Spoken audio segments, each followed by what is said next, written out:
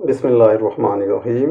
अस्सलाम वालेकुम व्यूअर्स, मैं हूं मोहम्मद कमरुज़्ज़मान और आप देख रहे हैं मेरा YouTube channel Cori's industrial electronics. Viewers, जैसे कि आप ये देख रहे हैं, ये दो अदद मैग्नेटिक कॉन्टैक्टर्स हैं। आज हम आपको मैग्नेटिक कॉन्टैक्टर्स की लोडिंग कैपेसिटी के बारे में बताएंगे।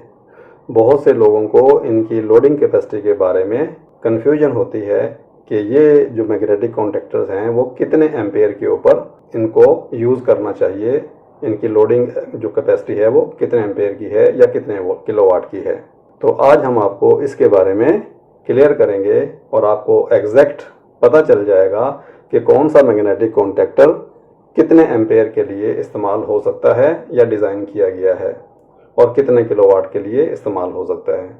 चलिए हम ऐसा करते हैं कि पहले हम इनके पैरामीटर देख लेते हैं जो कि इनके ऊपर प्रिंटेड होते हैं। ये जो मैग्नेटिक कॉन्टैक्टर है ये शनाइडर इलेक्ट्रिक कंपनी का है। इसका मॉडल नंबर है LC1K09। ये एक मिनिएचर मैग्नेटिक कॉन्टैक्टर है जो कि 4 पोल का है। 1 3 5 7 4 पोल का है। A1 A2 इसके कॉइल के पॉइंट हैं। तो इसकी जो डिटेल है वो यहाँ पर लिखी हुई है। इनकी लोडिंग कैपेसिटी जो है वो दो तरह की होती है।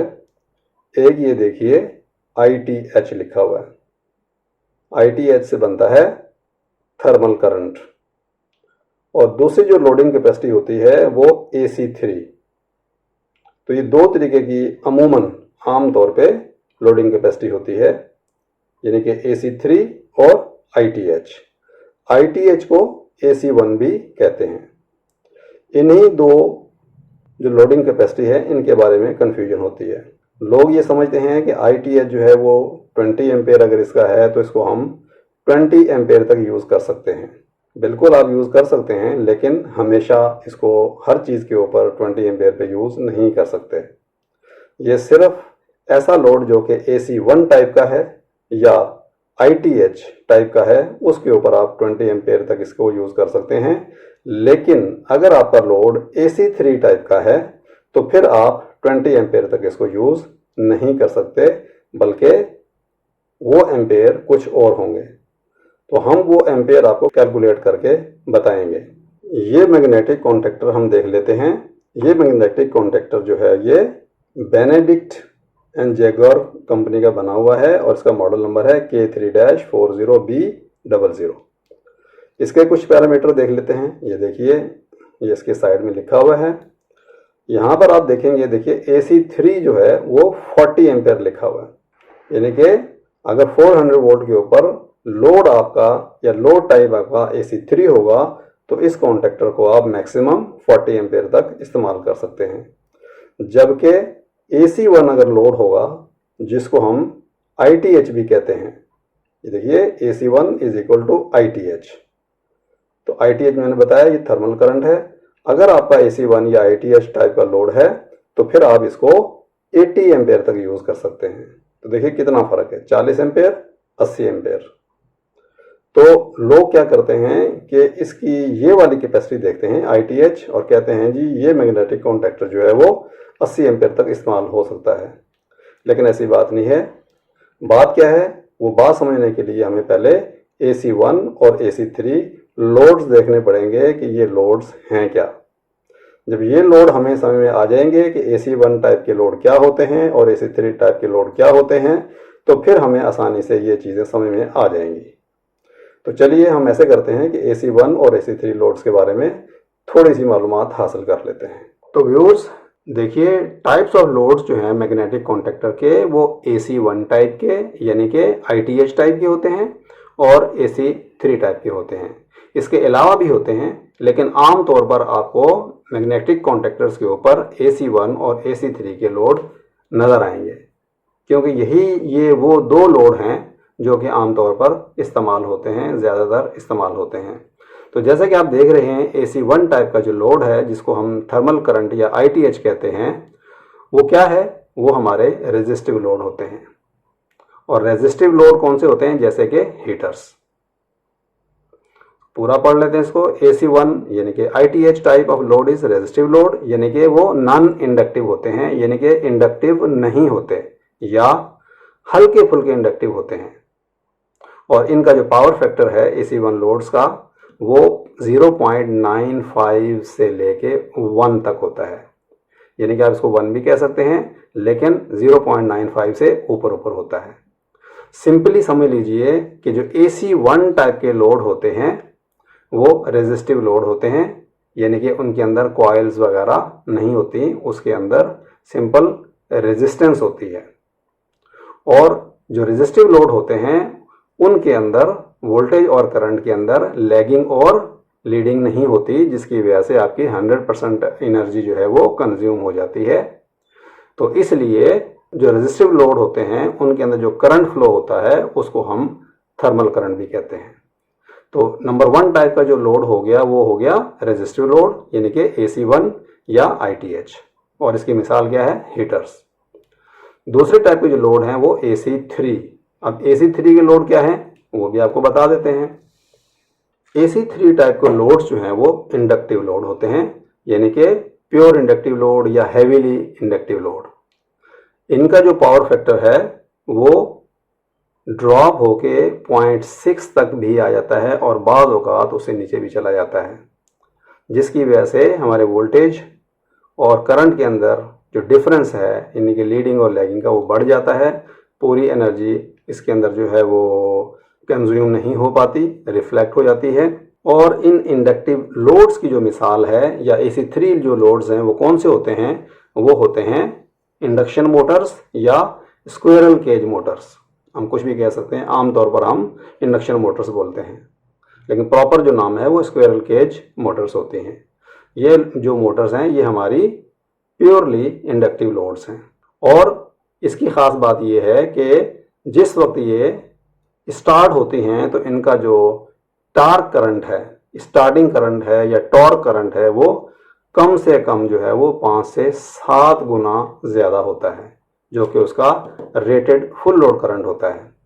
यानी कि अगर कोई एक मोटर जो है वो स्क्वायरल केज मोटर जो है उसका अगर फुल जो लोड है वो 10 एम्पेयर है, तो जब वो स्टार्ट होगी तो वो 50 से लेके 70 एम्पेयर तक का लोड लेगी। और इतने ज़्यादा इन रश करंट की वजह से, टार्क जो लोड लेने की वजह से, जो हमारे जो कॉन्टेक्टर हैं उस कॉन्टेक्टर के जो पॉइंट हैं वो ख़राब होने के चांस हैं और इतने सारे करंट को होल्ड करने के लिए वो नाकाफ़ी होते हैं। इसलिए हम जो लोड है AC3 वो कम इस्तेमाल करते हैं। यानी कि यूँ समझ लीजिए कि जो AC1 लोड है वो हम ज़्यादा करंट यूज़ कर सकते हैं और AC3 का जो लोड है वो कम करंट पे यूज़ कर सकते हैं। तो उम्मीद है आपको AC1 और AC3 जो लोड हैं इनके बारे में समझ में आ गई होगी कि AC1 जो है रेजिस्टिव लोड है, AC3 जो है वो इंडक्टिव लोड है। इनकी मिसालें जो है AC1 की हीटर्स हैं और AC3 की जो मिसाल है वो इंडक्शन मोटर्स या स्क्विरल केज मोटर्स हैं। चलिए अब हम इनका लोड थोड़ा सा कैलकुलेट करके देखते हैं। तो व्यूअर्स, हमने अपने कॉन्टेक्टर्स का जो लोड कैलकुलेट करना है वो इस फार्मूले को इस्तेमाल करते हुए हम उसको कैलकुलेट कर सकते हैं। ये फार्मूला हमारा पावर का है, यानी कि power is equal to voltage multiply by current, यानी कि P is equal to V into I. और अगर आपने करंट इसमें अगर मालूम करना है, आपको अगर पावर मालूम है और वोल्टेज मालूम है तो फिर आप करंट मालूम कर सकते हैं। I is equal to P over V, इसके ज़रिए आप करंट मालूम कर सकते हैं किसी भी पावर की।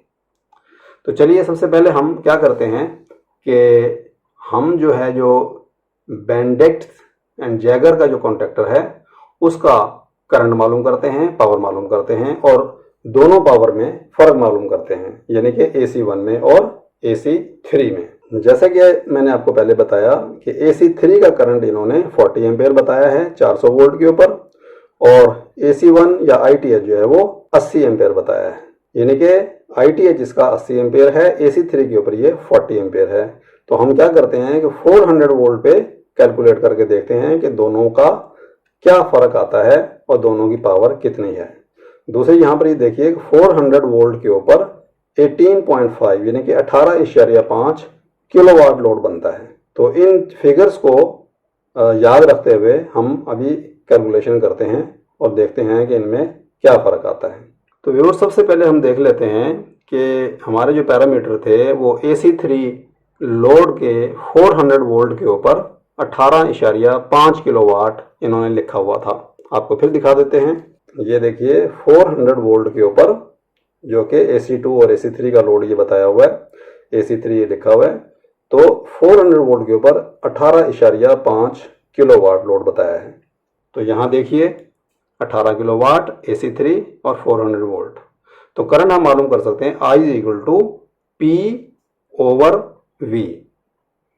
तो 18.5 किलोवाट को हम अगर वाट बनाते हैं तो ये हो गया 18,500 डिवाइड बाई 400, यानी कि वोल्टेज बराबर है 46.25 एम्पेयर, यानी कि ये 46 एम्पेयर इसके बनते हैं इस वोल्टेज और इस पावर के हिसाब से। इन्होंने जो करंट बताया है वो 40 एम्पेयर बताया है। सेफ रेंज में रहते हुए इन्होंने AC3 400 वोल्ट पे 40 एम्पेयर बताया है कि आप इसको 40 एम्पेयर तक यूज करें। एक्चुअल जो है वो 46 एम्पेयर कैलकुलेशन के हिसाब से बन रहा है। अब हम क्या करते हैं कि ITH जो इन्होंने 80 एम्पेयर हमें इस पैरामीटर के अंदर बताया है और 400 वोल्ट के ऊपर हम इसको देखते हैं कि कितने पावर बनती है। ये देखिए ITH इसका जो है वो 80 एम्पेयर है और AC1 के ऊपर 80 एम्पेयर है। चलिए हम क्या करते हैं कि 80 एम्पेयर हमने यहाँ पर ले लिया, P = V × I। पावर का जो फार्मूला था P = V × I। वोल्टेज हमने 400 वोल्ट लिए, क्योंकि यहाँ पर भी हमने 400 वोल्ट लिए थे ताकि हम कंपेयर कर सकें। 80 एम्पेयर हमारा ITH यानी कि AC1 था। इनको हम मल्टीप्लाई करें तो हमारा आ गया 32,000, जो कि वाट हैं। यानी कि सिंपल देख लीजिए, एक जीरो, दूसरा जीरो, तीसरा जीरो, 3 जीरो हमने यहाँ पे लगा दिए। 8 को 4 से मल्टीप्लाई किया, 8 को 4 से मल्टीप्लाई किया 32, तो ये हो गया 32,000। यानी कि किलोवाट में करेंगे तो 32 किलोवाट। तो यहाँ से आपको ये नज़र आ गया होगा कि अगर हम ITH यानी कि AC1 लोड यूज़ करेंगे तो 80 एम्पेयर तक यूज़ कर सकते हैं, यानी कि 32 किलोवाट तक, 32 किलोवाट तक इस मैग्नेटिक कॉन्टैक्टर को हम यूज़ कर सकते हैं अगर आपने हीटर्स वगैरह इस्तेमाल करने हों। और अगर आपने इंडक्शन मोटर यूज़ करनी है इस कॉन्टैक्टर के ऊपर तो फिर आप इसको 18.5 किलोवाट तक यूज़ कर सकते हैं। तो ये फ़र्क देख लीजिए आप कि 18.5 किलोवाट और 32 किलोवाट। तो यहाँ से हमें पता चल जाता है। इसके अलावा आप करंट देख सकते हैं कि जो हमारा AC1 लोड है उसको हम 80 एम्पेयर तक इसको कॉन्टैक्टर को यूज़ कर सकते हैं, जबकि AC3 के ऊपर 40 या 46 एम्पेयर तक यूज़ कर सकते हैं। तो इसका क्या मतलब हुआ? वेरी सिंपल कि AC1 के अंदर हम ज़्यादा करंट और ज़्यादा किलोवाट का लोड इस्तेमाल कर सकते हैं अपने कॉन्टैक्टर पे, और AC3 जो है इंडक्टिव लोड उसको हम कम पे कर सकते हैं। और इनकी कैलकुलेशंस इस तरीके से की जा सकती है, यानी कि पावर के फार्मूले से। अब हम क्या करते हैं कि श्नाइडर का जो मिनिएचर मैग्नेटिक कॉन्टैक्टर था उसकी कैलकुलेशन भी देख लेते हैं इसी फार्मूले के तहत। तो व्यूअर्स, ये श्नाइडर इलेक्ट्रिक का मिनिएचर मैग्नेटिक कॉन्टैक्टर है जो आपको दिखाया था। इसके पैरामीटर देख लेते हैं। पैरामीटर में ये देखिए, ये इसका थर्मल करंट है ITH जो कि 20 एम्पेयर है, यानी कि AC1 लोड है ये। और AC3 जो लोड है उसके किलोवाट जो हैं 400 वोल्ट के ऊपर 4 किलोवाट बनते हैं। और 400 इसलिए हम इसको ले रहे हैं कि आमतौर पर 3 फेज की जो सप्लाई होती है यहाँ पर वो 380 से लेके 440 वोल्ट तक होती है। तो लिहाजा हम इस फिगर को अपनी कैलकुलेशन के लिए यूज़ करते हैं कि 400 वोल्ट के ऊपर 4 किलोवाट AC3 का लोड इस पर इस्तेमाल कर सकते हैं। तो हम देखेंगे AC1 के ऊपर कितने किलोवाट बनते हैं और AC3 के ऊपर कितने एम्पेयर बनते हैं। फार्मूला हमारा वही है, सेम, P = V × I और I = P/V। चलिए देखते हैं कि AC3 के ऊपर हमारा 4 किलोवाट लोड इन्होंने लिखा हुआ है, प्रिंट किया हुआ है, और 400 वोल्ट के ऊपर, 400 वोल्ट पे 4 किलोवाट। इसका अगर हम करंट निकालते हैं, I का मतलब करंट निकालते हैं, तो 4 किलोवाट डिवाइडेड बाई 400, 4 किलोवाट को 4000 बन गया। किलोवाट अगर हटाते हैं तो ये हमारे वाट बन गए। इन वाट को वोल्ट से तकसीम किया तो हमारा 10 एम्पेयर करंट बन गया। यानी कि इसका मतलब ये है कि AC3 के ऊपर 4 किलोवाट 400 वोल्ट इन्होंने यहाँ पे लिख दिया है। करंट हमने कैलकुलेट कर लिया है, करंट हमारा 10 एम्पेयर तक हम इसके ऊपर यूज़ कर सकते हैं, इसमें से गुजार सकते हैं। यानी कि ये कॉन्टेक्टर जो है हमारा AC3 यानी कि इंडक्टिव लोड मोटर्स के लिए 10 एम्पेयर तक इस्तेमाल होगा। जबकि अगर आप AC1 पे देखेंगे यानी कि ITH पे देखेंगे तो इसकी पावर कितनी बनती है, 8 किलोवाट। कैसे, 400 वोल्ट हम ले लिए और 20 एम्पेयर उसके ऊपर प्रिंट किया हुआ ITH 20 एम्पेयर प्रिंट किया हुआ है। 20 एम्पेयर को जब 400 वोल्ट से मल्टीप्लाई करेंगे आ जाएगा 8000 वाट, और 8000 वाट का मतलब है 8 किलोवाट। तो यहाँ से भी हमें ये जाहिर हो गया कैलकुलेट करके कि AC1 लोड के ऊपर हम 8 किलोवाट यानी कि ज़्यादा किलोवाट का लोड इस्तेमाल कर सकते हैं, और AC3 के ऊपर हम सिर्फ 4 किलोवाट यानी कि ऑलमोस्ट आधा इसके ऊपर पावर हम इस्तेमाल कर सकते हैं अगर हमारा इंडक्टिव लोड होगा तो ये देख लीजिए, अभी हमने जो कैलकुलेट किया है उसके मुताबिक अगर AC3 लोड होगा जो कि ये है 4 किलोवाट वाला, यहाँ पर हम 10 एम्पेयर तक का लोड इसको इस्तेमाल कर सकते हैं इस कॉन्टेक्टर के ऊपर, अगर हमने मोटर्स यानी कि स्क्विरल केज मोटर या इंडक्शन मोटर इस्तेमाल करनी है तो आप सिर्फ और सिर्फ 10 एम्पेयर तक का लोड इस्तेमाल कर सकते हैं। और जबकि अगर हीटर्स वगैरह यूज़ कर रहे हैं तो आप 20 एम्पेयर तक लोड इस्तेमाल कर सकते हैं। सिंपली मोटा मोटा आप कह सकते हैं कि ITH के मुकाबले में AC3 का जो करंट है आधा होता है। और अगर किलोवाट में जाएंगे तो इसके ऊपर आप डबल किलोवाट यूज़ कर सकते हैं, यानी कि AC3 के ऊपर अगर आप 4 किलोवाट का लोड इस्तेमाल कर सकते हैं तो AC1 के ऊपर आप 8 किलोवाट का लोड इस्तेमाल कर सकते हैं। कैलकुलेशन आप यहाँ पर देख चुके हैं कि AC3 के ऊपर 4 किलोवाट और AC1 के ऊपर 8 kilowatt. Current, thermal current 20 ampere है AC1 पे और AC3 के ऊपर 10 एम्पेयर है, यानी कि करंट भी आधा हो गया। तो ये दो हमारे पैरामीटर्स थे जो कि हर मैग्नेटिक कॉन्टेक्टर के ऊपर होता है। बाज़ औक़ात लोग सिर्फ और सिर्फ ITH को कंसीडर कर लेते हैं, उसके हिसाब से वो मोटर्स का लोड डाल देते हैं जो कि सही नहीं है। तो व्यूअर्स, उम्मीद है आपको क्लियर हो गया होगा कि ITH का जो लोड है वो हीटर्स के लिए है, रेजिस्टिव लोड्स के लिए है। AC3 जो है वो इंडक्टिव लोड्स के लिए यानी कि मोटर्स के लिए है। और ये दोनों लोड्स जो हैं इनमें तकरीबन आधे आधे का या डबल का फ़र्क है। तो उम्मीद है आपको मैग्नेटिक कॉन्टेक्टर्स के लोडिंग कैपेसिटी की जो कैलकुलेशन थी वो पता चल गई होंगी और आपको आइडिया हो गया होगा कि AC3 लोड क्या होते हैं और ITH या AC1 लोड क्या होते हैं।